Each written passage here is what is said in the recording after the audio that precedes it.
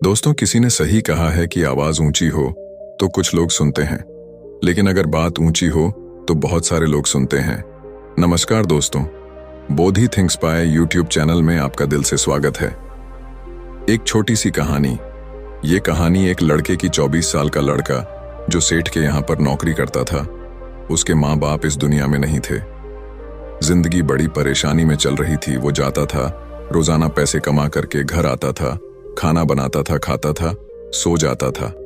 एक दिन उसने देखा कि एक बूढ़ा फकीर अपनी पीठ पर 3 ठेले लेके एक शहर से दूसरे शहर की ओर जा रहा था। वह काफी बूढ़े भी थे और काफी देर से वह यूं ही सफर कर रहे थे और आखिरकार कुछ दूर और सफर करने के बाद वह चलते चलते थक कर एक पेड़ के नीचे बैठ गए। तभी उनकी नजर एक नौजवान युवक पर पड़ी जो उसी रास्ते से जा रहा था और वह भी उसी दिशा में जा रहा था जिस दिशा में उन बूढ़े फकीर को जाना था। तभी वह लड़का उन बूढ़े फकीर के पास से होकर गुजरा।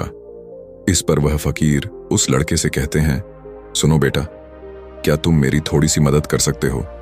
ये ठेला बहुत भारी है और मैं बूढ़ा हो चुका हूं। मैं ज्यादा समय तक इनका बोझ नहीं उठा सकता और मैं बहुत थक भी चुका हूं। तो क्यों ना तुम मेरे एक ठेले को ले लो और मुझे उस दूसरे गांव तक पहुंचा दो। इसके बदले में मैं तुम्हें 3 स्वर्ण मुद्राएं दूंगा। वह लड़का उन फकीर की सारी बातें सुनता है और उन फकीर से कहता है, कोई बात नहीं बाबा, मैं आपकी मदद करने के लिए तैयार हूं। कहिए आपको कहां जाना है? ऐसा कहकर उस लड़के ने उन फकीर का एक ठेला उठा लिया और अपने कंधे पर ले लिया। तभी उस जवान लड़के को यह एहसास हुआ कि यह ठेला तो सचमुच बहुत भारी है। वह लड़का और फकीर दोनों रास्ते में आगे की ओर बढ़ चले। कुछ दूर आगे चलने के बाद देखते ही देखते वह गांव खत्म होने लगा और अब एक सुनसान रास्ता आगे की ओर जा रहा था। वे दोनों अपने मार्ग में मस्त होकर आगे की ओर बढ़ रहे थे। जब भीड़ से पूरी तरह से अलग हो गए तो वह लड़का उन फकीर से कहता है, बाबा, इस ठेले में आखिर ऐसा क्या रखा है जो ये ठेला इतनी वजन है? इस पर वह फकीर आदमी उस लड़के को जवाब देते हुए कहते हैं, कुछ नहीं बेटा, बस इसमें तांबे के कुछ सिक्के भरे हुए हैं, इसी कारण ये ठेले में बहुत वजन है। उन फकीर की यह बात सुनकर वह लड़का मन ही मन सोचने लगा, लगता है ये बाबा जरूर कोई व्यापारी है, तभी तो इतने सारे तांबे के सिक्के लेकर चल रहे हैं। और फिर तभी उसके मन में एक ख्याल आया कि मुझे क्या करना है। मुझे तो खाली यह ठेला दूसरे गांव तक पहुंचा है, बस इतना ही।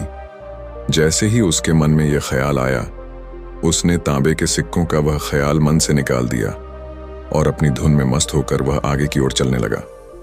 चलते चलते कुछ और समय बीता और वे दोनों एक नदी के किनारे जा पहुंचे। वह लड़का हट्टा कट्टा था और काफी चुस्त और तंदुरुस्त भी था, इसलिए वह बिना सोचे समझे उस नदी में उतर जाता है, किंतु वह फकीर अब भी किनारे पर ही खड़े थे। इस पर वह लड़का उन फकीर से कहता है, क्या हुआ बाबा, चलिए आइए, हमें यह नदी पार करनी होगी, तभी तो हम उस गांव तक पहुंच पाएंगे। इस पर वह फकीर उस लड़के से कहते हैं, मैं जानता हूं बेटा कि हमें यह नदी पार करनी ही होगी, लेकिन जैसा कि तुम जानते हो मैं अब बूढ़ा हो चुका हूं और 2-2 ठेले लेकर मैं यह नदी पार नहीं कर सकता। कहीं मेरा पांव फिसल गया तो क्या होगा? क्या तुम मेरी एक और गठरी ले सकते हो? मैं तुम्हें इसके बदले भी 3 स्वर्ण मुद्राएं दूंगा। इस पर वह लड़का मुस्कुराते हुए उन फकीर से कहता है, बाबा, आप मुझे शर्मिंदा कर रहे हैं। यदि आप मुझे स्वर्ण मुद्राएं ना भी दें तो भी मैं आपका कार्य अवश्य करूंगा। मैं आपको उस दूसरे गांव तक जरूर पहुंचाऊंगा। इस पर वो फकीर मुस्कुराते हुए उस लड़के से कहते हैं, बेटा, तुम तो बड़े ही भले इंसान लगते हो। इतना कहकर उन्होंने वह दूसरी गठरी भी उस लड़के को थमा दी। उस लड़के ने जब वह दूसरी गठरी अपने कंधे पर रखी तो वह गठरी भी उसे बहुत ज्यादा भारी लगी, लेकिन उसने वहां पर कुछ नहीं कहा। जैसे तैसे उन दोनों ने नदी पार की। नदी पार करने के बाद बातों बातों में ही उस लड़के ने उन फकीर से कहा, बाबा, आखिर इस दूसरी गठरी में क्या है? ये गठरी भी बहुत वजन है। इस पर वह फकीर उस लड़के को जवाब देते हुए कहते हैं, बेटा, इसमें चांदी के सिक्के हैं, इसी कारण यह गठरी भी बहुत वजन है। उन फकीर की यह सारी बातें सुनकर अब उस लड़के का दिमाग तेजी से काम करने लगा था। वह यह सोच रहा था कि एक ठेले में तांबे के सिक्के हैं और दूसरी में चांदी के। ऐसा प्रतीत होता है मानो यह फकीर बाबा कहीं दूर से आ रहे हैं और उन्होंने अपनी सारी जमीन जायदाद बेचकर ये सारे सिक्के इकट्ठे किए हैं, तभी तो वह इतना धन लेकर चल रहे हैं। लेकिन वह लड़का उन फकीर से कुछ नहीं कहता और वे दोनों चुपचाप मार्ग में आगे की ओर बढ़ते चले जाते हैं। कुछ दूर आगे बढ़ने के बाद एक बार फिर एक सुनसान राह आती है। उस सुनसान रास्ते को देखते ही उस लड़के के मन में तरह तरह के विचार उत्पन्न होने लगे। वह यह सोचने लगा, अरे यह तो सुनसान जगह है, अगर मैं यह सिक्के लेकर यहां से भाग जाऊं तो यह फकीर मुझे कब तक दौड़ाएंगे। मुझे नहीं लगता कि मुझे कभी पकड़ पाएंगे और यहां पर कोई है भी नहीं जो इनकी मदद कर पाए। और वैसे भी ये बहुत सारे सिक्के हैं, मैं इनसे एक अच्छी दुकान खरीद सकता हूं, अपना नया व्यापार शुरू कर सकता हूं। और वैसे भी ये बूढ़ा फकीर अब इन पैसों का क्या करेगा, इससे अच्छा तो मैं ही इन्हें रख लेता हूं। वह लड़का यह सब बारे में सोच ही रहा था, तभी अचानक उसे खुद पर आश्चर्य हुआ। अरे मैं यह क्या सोच रहा हूं, यह फकीर बाबा न जाने कहां से आ रहे हैं और क्या खूच करके इन्होंने इतने सारे पैसे इकट्ठा किए होंगे। मुझे इनका फायदा नहीं उठाना चाहिए। नहीं नहीं, मुझे ऐसा नहीं करना चाहिए। उसने कुछ देर के लिए तो अपने मन के विचारों को काबू कर लिया, लेकिन कुछ देर बाद उसके मन के विचार उस पर देखते ही देखते हावी होने लगे। वह लड़का 2 ठेले लेकर उन फकीर के पीछे पीछे चल रहा था और कुछ दूर आगे चलने के बाद एक पहाड़ी आई। इस पर वह फकीर बाबा उस लड़के से कहते हैं, बेटा यह पहाड़ी मैं नहीं चढ़ पाऊंगा, मैं काफी बूढ़ा हो चुका हूं और मेरे घुटनों में भी दर्द रहता है। यदि तुम मेरी तीसरी गठरी भी ले लो तो मैं तुम्हें 3 और स्वर्ण मुद्राएं दूंगा, लेकिन याद रखना इसे कहीं गिराना मत, कहीं ये गठरियां खुल ना जाए। इस पर वह लड़का उन फकीर से कहता है, क्यों बाबा, आखिर इसमें ऐसा क्या है। इस पर वह फकीर उस लड़के से कहते हैं, बेटा इसमें स्वर्ण मुद्राएं हैं। यह सुनकर वह लड़का मन ही मन बहुत प्रसन्न हुआ। उसने चुपचाप वह गठरी भी उन फकीर से ले ली और देखते ही देखते वे दोनों मार्ग में आगे की ओर बढ़ने लगे। अब वह फकीर बिना कोई वजन लिए हुए आराम से पहाड़ की चढ़ाई पर चढ़ रहे थे, किंतु वह नौजवान लड़का जो पीछे था वह वजन के कारण बहुत धीरे धीरे चल पा रहा था। लेकिन जब से उसने सोने का नाम सुना था उसका मन तो छलांग मार रहा था। वह मन ही मन सोच रहा था, अगर मुझे यह सारा धन मिल जाए तो मेरा पूरा जीवन तो आराम से कट जाएगा। वैसे भी यह बाबा तो बूढ़े हो चुके हैं, भला इन्हें इतने पैसों की क्या जरूरत है, इनका जीवन तो वैसे भी कट चुका है। मैं एक काम करता हूं, यह सारे पैसे लेकर यहां से भाग जाता हूं। लड़के के मन में अनगिनत विचार उठ रहे थे। लड़के का मन अब उसकी बुद्धि पर पूरी तरह से हावी हो चुका था और उस लड़के का मन अपनी बात को सही साबित करने के लिए उससे कुछ भी कह रहा था। और तभी उस लड़के के मन में एक और विचार उत्पन्न हुआ और अब की बार वह लड़का यह सोच रहा था, लगता है यह फकीर बाबा कोई चोर है, वरना इनके पास इतनी सारे स्वर्ण मुद्राएं कहां से आएंगे। अगर ये कोई व्यापारी होते तो भला ये इस तरह से पैदल यात्रा तो नहीं करते, और अगर इनके पास इतने सारे पैसे थे तो यह कोई ना कोई साधन भी तो अवश्य कर सकते थे। लगता है ये कोई चोर है और चोर से चोरी करने में भला क्या बुराई है। यह सोचता हुआ वह लड़का अब उन फकीर से तेजी से आगे की ओर बढ़ रहा था और देखते देखते वह फकीर से आगे भी निकल चुका था। और वह यह सोच रहा था कि जैसे ही इस पहाड़ की ढलान आएगी मैं 3 गठरियां लेकर भाग जाऊंगा। इससे ये सारे पैसे मेरे हो जाएंगे और मेरी गरीबी भी हमेशा हमेशा के लिए दूर हो जाएगी। मैं जो चाहूंगा मैं वो कर पाऊंगा, मेरे पास बहुत सारा धन होगा। और देखते देखते वह दोनों पहाड़ की चोटी पर पहुंच गए और अब ढलान का रास्ता शुरू होने वाला था। तभी वह लड़का उन फकीर से नजरें बचाकर वह 3 गठरियां लेकर भागता हुआ आगे बढ़ गया। अब उसे अपना शरीर बहुत हल्का महसूस हो रहा था, मानो उसे उन 3 ठेलों का वजन तक न मालूम पड़ रहा हो। काफी दूर दौड़ते दौड़ते किसी तरह से वह अपने आप को बचते बचाते अपने घर पहुंचा। उसकी खुशी का कोई ठिकाना नहीं था। उसने सोचा, क्यों ना मैं जल्दी जल्दी इन गठरियां में से वो सारे पैसे निकाल लूं। यह सोचकर जब उसने गठरियां खोली तो पहली गठरी में उसे लोहे से जंग भरे हुए सिक्के मिले। यह देखकर उसे यकीन नहीं हुआ।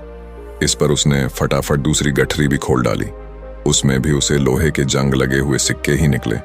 यह सब देखकर वह लड़का बड़ा हैरान था। आखिर यह सब क्या हो रहा है? उन फकीर ने तो मुझसे और ही कुछ कहा था। अब उसने वह सोने वाली गठरी खोली और उसमें भी लोहे के जंग लगे हुए सिक्के ही निकले। यह देखकर वो लड़का बड़ा क्रोधित हुआ। उसने सोचा, उन फकीर ने मुझसे झूठ क्यों कहा? उन्होंने मुझसे ऐसा क्यों कहा कि एक में तांबे के सिक्के हैं, एक में चांदी के और तीसरे में स्वर्ण मुद्राएं हैं। वह यह सब सोच ही रहा था कि तभी उसकी नजर उस थैले में पड़े एक पत्र पर पड़ी। उसने वह पत्र उठाया और उस पत्र में लिखा था, यह पूरा नाटक ईमानदार व्यक्ति की खोज करने के लिए रचा गया है और मैं इस राज्य का राजा हूं। मेरी कोई संतान नहीं और इसीलिए मैंने यह षड्यंत्र रचा है ताकि मैं अपने राज्य में किसी एक ऐसे ईमानदार व्यक्ति की खोज कर सकूं जो मेरे बाद इस राज्य का राजा बन सके और इस राज्य भार को संभाल सके। और इस राज्य का भार वही संभाल सकता है जो पूरी तरह से ईमानदार हो, जिसके मन में किसी प्रकार का कोई लालच ना हो। इतना पढ़ते ही वह लड़का जोर जोर से चिल्लाने लगा। वह सर पकड़कर बैठ गया। वो यह जानता था कि यदि वह अपने मन के विचारों पर काबू कर लेता तो उसका जीवन संवर सकता है, लेकिन वह अपने मन के विचारों पर काबू नहीं कर पाया। दोस्तों, महात्मा बुद्ध कहते हैं कि मन ही सब कुछ है। आप जो सोचते हैं वही बनते हैं। इसलिए आपका सबसे बड़ा दुश्मन भी आपको उतना नुकसान नहीं पहुंचा सकता जितना कि आपके मन के यह अनियंत्रित विचार पहुंचा सकते हैं। महात्मा बुद्ध कहते हैं, अपने भीतर ध्यान से देखो। हमारे भीतर जो विचार चल रहे हैं वही विचार शब्द बनते हैं और शब्द कर्म के रूप में प्रकट होते हैं। बार बार दोहराने पर कर्म बर्ताव में बदलता है और धीरे धीरे समय के साथ बर्ताव चरित्र में परिवर्तित हो जाता है और यही चरित्र हमारे भाग्य का निर्माण भी करता है। इसलिए हमें हमेशा अपने विचारों के प्रति सजग होना बहुत आवश्यक है। हमें जागरूक होना बहुत आवश्यक है। हमें यह जानना जरूरी है कि हमारे मन में किस प्रकार के विचार आ रहे हैं। आगे महात्मा बुद्ध कहते हैं कि कमजोरी हमेशा छोटे विचार से शुरू होती है। यह एक बीज के रूप में होती है और यदि इस बीज को नष्ट न किया जाए तो यह छोटा सा विचार बहुत जल्द ही एक विशाल वृक्ष का रूप ले लेता है और हमारी बुद्धि की सोचने और समझने की क्षमता को पूरी तरह से नष्ट कर देता है। जिस प्रकार आपने इस कहानी में देखा किस प्रकार उस जवान लड़के का मन उस पर हावी हो चुका था और उसकी सही और गलत सोचने की क्षमता पूरी तरह से नष्ट हो चुकी थी, जिस कारण वह यह समझ नहीं पाया कि उसे क्या करना चाहिए और उसके लालच ने उसके भीतर इतनी ऊर्जा भर दी कि वह तीनों ठेले उठाकर इतनी तेजी से वहां से भागता आगे भी बढ़ गया।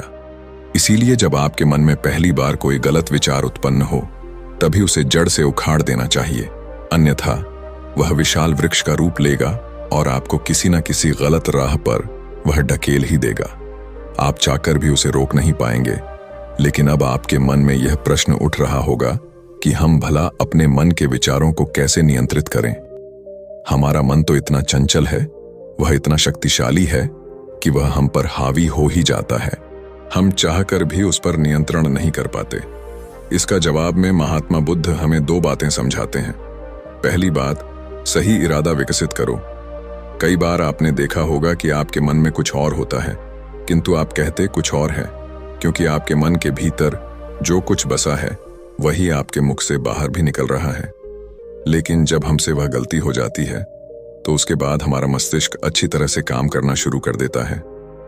हमारे सोचने और समझने की क्षमता एक बार फिर से जागृत हो जाती है और ऐसी अवस्था में हमें यह एहसास होता है कि हमसे गलती हो गई है और फिर हमारा मन दुखी हो जाता है। हमारा मन अफसोस से भर जाता है और इस भारीपन और दुख से बचने के लिए महात्मा बुद्ध हमें सही इरादा विकसित करने के लिए कहते हैं। इसके लिए जब भी आप कोई कार्य करने जा रहे हो तो सबसे पहले आपको यह खुद से पूछना चाहिए कि जो कुछ भी मैं करने जा रहा हूं इसके पीछे मेरा इरादा क्या है। क्या मैं दूसरों को दुख पहुंचाना चाहता हूं या दूसरों को नीचा दिखाने जा रहा हूं या मुझे खुद को ऊपर उठाना है। खुद से सवाल कीजिए, खुद को जागृत कीजिए। जब आप इरादों के प्रति सचेत होने लगेंगे, जब आप विचारों के प्रति सजग होने लगेंगे, तभी आपके भीतर सकारात्मक ऊर्जा का प्रवाह होगा। तभी आप सकारात्मक इरादों से जुड़ने लगेंगे और आपके मन के भीतर बसी हुई वह नकारात्मक ऊर्जा और नकारात्मक इरादे दिन ब दिन कम होने लगेंगे। परंतु याद रहे, आपको यह हर रोज करना होगा और आपको यह हमेशा ध्यान रखना होगा कि आपको केवल अच्छा सोचना है। आपके इरादे हमेशा अच्छे होने चाहिए, तभी आप दुख और तकलीफों से बच सकते हैं। अन्यथा आप इसी तरह से दुख और तकलीफों में घिरे ही रहेंगे और आप कभी इससे निकल नहीं पाएंगे। दूसरी बात, मन के प्रति सजगता विकसित करो। जिससे आपका मन देखते देखते शांत होगा और आपके मन के भीतर बसी हुई वह नकारात्मक ऊर्जा, नकारात्मक विचार खत्म होने लगेंगे और आप शांति की ओर आगे बढ़ेंगे। और आपको इसके लिए बस इतना ही करना है कि इस पल में जो कुछ भी हो रहा है, आपकी आंखों के सामने आपके भीतर जो कुछ भी जैसा भी चल रहा है, बस उसे देखते रहना है। अपने मन के अच्छे बुरे विचार, अपनी भावनाएं और अपनी यादों पर बिना प्रतिक्रिया दिए उन्हें केवल देखते रहना है, जिससे आपके मन के सारे विचार देखते ही देखते खत्म होने लगेंगे। आपका मन खाली होने लगेगा और आप नकारात्मक विचारों से न सोच से बच सकते हैं और आप इन दुख और तकलीफों से भी दूर रह सकते हैं। इसीलिए महात्मा बुद्ध कहते हैं, जो स्वयं को देखता है वही सबसे बड़ा तपस्वी है। अर्थात जो अपने मन में चल रहे उन विचारों को बिना प्रतिक्रिया दिए हुए केवल देखता है और उन पर कोई भी प्रतिक्रिया नहीं करता, बस उन्हें देखता और समझता है।